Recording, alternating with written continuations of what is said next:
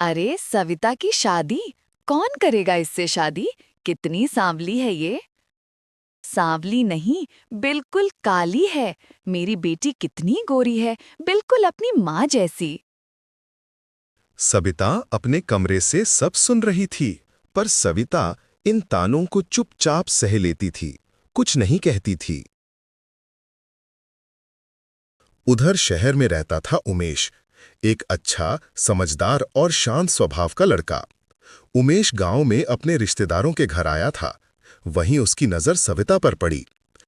सविता पूजा के लिए फूल चुन रही थी।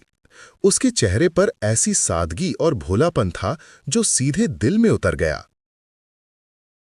इतनी तेज क्यों हो गई उसे देखकर? मानो दिल कह रहा हो, यही है मेरे सपनों की सोलमेट, यही मेरी पत्नी बननी चाहिए।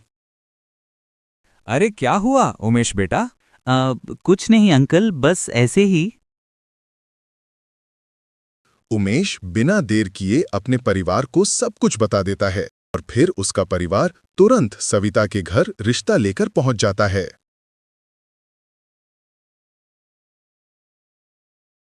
आपकी बेटी हमारे उमेश को पसंद आ गई है, इसलिए हम उसका हाथ मांगने यहाँ आए हैं। सविता के हाथ का भोजन खाकर सभी लोग उसके सरल स्वभाव और स्वादिष्ट पाक कला से बहुत प्रभावित हो जाते हैं। कुछ देर की बातचीत के बाद दोनों परिवारों की रजामंदी से आखिरकार रिश्ता पक्का हो जाता है। कहीं रंग रूप देखकर रिश्ता टूट न जाए। मेरी बेटी को काम वाली बनाकर तो नहीं रखेंगे ना? हे भगवान! और कुछ समय बाद साधारण छोटे समारोह में दोनों की शादी हो जाती है। सविता बहुत खुश थी, पर घर में एक ही शख्स था जिससे उसे डर लगता था। विवेक की मां, कमला देवी। कमला शुरू से ही ताने मारने लगी। अरे बहू, कहीं निकलना मत, तू हमारे घर की इज्जत है। देख सविता, मुझे बिल्कुल नहीं चाहिए था कि कोई गरीब लड़की मेरी बहू बनकर मेरे घर आए। मुझे तो एक अमीर लड़की चाहिए थी जो हमारे स्टेटस से मैच करती हो। माँ सविता जैसी है, परफेक्ट है। आप ऐसी बातें क्यों कर रही हो? हम भी पहले कहाँ अमीर थे? ये तो पापा की मेहनत का नतीजा है। फिर आप सविता को ऐसे क्यों बोल रही हो? मुझे बिल्कुल पसंद नहीं कि कोई भी सविता को कुछ कहे। इसका तो बस एक ही काम है, हमारे वंश को बढ़ाना, बस।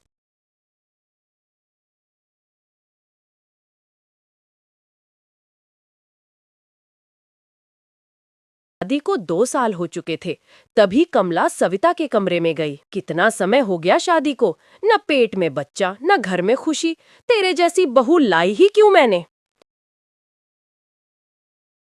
माँ जी, मैं कोशिश कर रही हूँ। शायद भगवान। भगवान भी उसी की सुनते हैं जिसमें कमी न हो। हमारे वंश का क्या होगा? हमारी नाक कटकर धरती में गड़ जाएगी। तभी अचानक विवेक आ जाता है। माँ ऐसी बातें मत किया करो, सविता में कोई कमी नहीं है। हाँ, बेटा तो बीवी के बस में हो जाता है। तुझे क्या पता औरत की जिम्मेदारी क्या होती है? डॉक्टर रिपोर्ट लेकर गंभीर आवाज में बोली।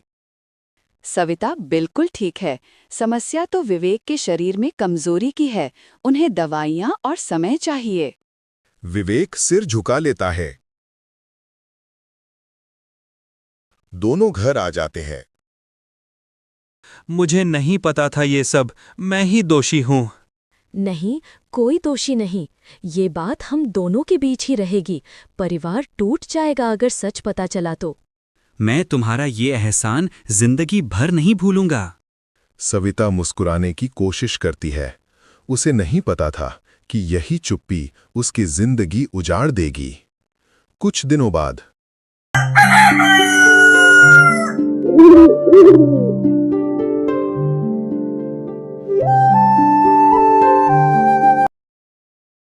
कमला देवी ने सभी को हॉल में बुलाया। बस बहुत हो गया। मैं अपने विवेक की दूसरी शादी करवा रही हूँ। हमारे खानदान का वंश यूं नहीं रुक सकता। माँ पागल मत बनिए, मैं सविता के बिना नहीं जी सकता। दूसरी शादी का नाम भी मत लीजिए। चुप, अपना मुंह बंद कर।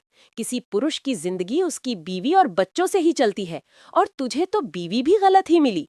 मेरी ही गलती है जो मैंने तुम्हारी बात सुनी। कमला किसी की एक नहीं सुनती। माँ जी, मैं आपकी खुशियों के खिलाफ नहीं जाऊंगी। शाबाश, अब बस नौकरानी की तरह रहे। वैसे भी तुझे ज्यादा मेहनत नहीं करनी पड़ेगी, तू वैसे ही दिखती है। और अंजलि का ख्याल रखा कर। सविता के पैरों में जैसे जान ही नहीं रहती। शहर से मॉडर्न लड़की आती है अंजलि। चमकदार कपड़े, हाई क्लास अंदाज। वो आते ही सविता को ऊपर से नीचे देखती है। आप हमारी शादी में नहीं थी? मुझे आप दिखी नहीं। अरे सॉरी, मैं गलत सवाल पूछ रही हूँ। शादी में आपकी क्या ही जरूरत होती? आप तो बर्तन धो रही होंगी ना? कमला तुरंत बोल उठती है। अंजलि, तू चिंता मत कर। अब घर की रानी तू ही है। सविता तो बस काम करेगी। सविता की आंखें भर आती हैं, पर आवाज नहीं निकलती।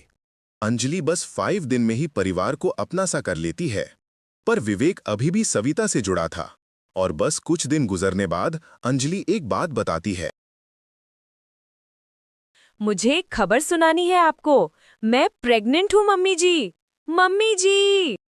कमला देवी झूम उठती हैं। मेरी अंजलि बहू, तू ही है मेरी इच्छा पूरी करने वाली। भगवान जी ने मेरी प्रार्थना सुन ली। मुझे बहुत खुशी हो रही है। आज तो शाही खाना बनाऊंगी मैं खुद। देख सविता, जो तू नहीं कर पाई वो मेरी नई बहू ने कर दिखाया। बधाई हो माँ जी, मैं भी इसे अपने बच्चे जैसा ही प्यार करूंगी। कमला देवी का चेहरा एक पल को सख्त से नरम हो जाता है, और उमेश के बाबा कहते हैं, कमला, तुम्हें नहीं लगता ये कुछ बहुत ज्यादा जल्दी हो गया? अभी तो 5 दिन पहले इनकी शादी हुई।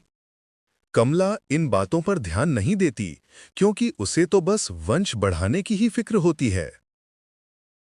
अजी, आप कुछ भी मत सोचिए। शायद हमारे विवेक को भी हमारा फैसला सही लगा होगा, और इसलिए उसने अंजलि को अपना लिया।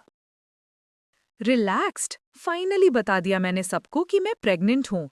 अरे यार, तुझे तो पता ही है मैं रोहन के साथ रिलेशनशिप में थी, पर उसे जैसे पता चला मैं उसके बच्चे की माँ बनने वाली हूँ तो उसने रिश्ता ही तोड़ दिया। और तभी विवेक का रिश्ता आया और मैंने हाँ कर दी। और तो और, विवेक तो सविता से इतना प्यार करता है कि वो मेरे कमरे में भी नहीं आता, पर मैंने अपना जादू चलाया और बस खेल खत्म। सविता के हाथ से गिलास गिर गया, पर अपने आंसू पोंछकर बोली, अगर मैंने सच बताया तो ये बच्चा अपना घर खो देगा। ये गुनाह मैं नहीं करूंगी, और माँ जी उन्हें बहुत दुख होगा। मैंने तो कितना बुरा सुलूक किया इसके साथ, पर ये तो मेरा ही भला सोच रही है। हेल्प! सविता दीदी, प्लीज मुझे बचा लो। मम्मी जी कहीं नहीं दिख रही, मैं मर जाऊंगी। सविता दौड़कर उसे गले लगा लेती है। कुछ नहीं होगा, मैं हूं ना। वो उसे हॉस्पिटल ले जाती है। अगर 5 मिनट भी देर होती तो माँ और बच्चा दोनों नहीं बचते। दीदी, मैं बहुत बुरी हूँ। मैंने आपको अपमानित किया, आपको काम वाली कहा, और सबसे बड़ा झूठ बोला। ये बच्चा विवेक का नहीं है। क्या मतलब, जो वंश? हाँ माँ जी, वंश तो शुरू ही नहीं हुआ। कमला की आंखों से आंसू बहने लगे। माफ कीजिएगा माँ जी, मेरी गलती माफी के लायक नहीं है। सविता दीदी तो बस इसलिए मेरा साथ देती हैं ताकि आप सबको कोई ठेस न पहुंचे। अंजलि अपने प्यार के बारे में सब बता देती है, और अब कमला देवी को भी समझ आता है कि विवेक की बीमारी की वजह से सविता मां नहीं बन पाई, और उसने कभी विवेक को दोष नहीं दिया, हमेशा उसका साथ दिया। ये सुनकर कमला देवी घुटनों पर बैठ जाती हैं। बहू, तेरे रंग को ताने मारे, तुझे बांझ कहा, तेरे पति की दूसरी शादी करवा दी, और तूने क्या किया? तूने मुझे धोखा दिया। सिर्फ मेरा ही नहीं, हम सबका भरोसा तोड़ दिया। वंश वंश करके मैंने सबको परेशान कर दिया, और आखिर में एहसास हुआ कि सबसे ज्यादा नुकसान मैंने खुद का ही किया। बहू, मुझे माफ कर दे, मैंने बहुत पाप किया है। माँ जी, जहाँ माफ़ी होती है वहीं से परिवार शुरू होता है। माँ जी, मुझे बहुत खुशी हो रही है। जो भी होता है अच्छे के लिए ही होता है। और मुझे आपको एक बात और बतानी है। अभी-अभी डॉक्टर मेगन का कॉल आया था। मैं प्रेग्नेंट हूँ। ये तो बहुत खुशी की बात है। आज मैं पूरे मोहल्ले में खाना बांटूंगी। और हाँ अंजलि, हम रोहन से बात करेंगे। मैं खुद उसकी शादी तुझसे करवाऊंगा। तुम बिल्कुल चिंता मत करो। मैं उसे अपनी कंपनी में एक अच्छी नौकरी भी दूंगा। सबका प्यार देखकर अंजलि की आंखों में खुशी के आंसू आ जाते हैं और वो सविता को गले लगा लेती है।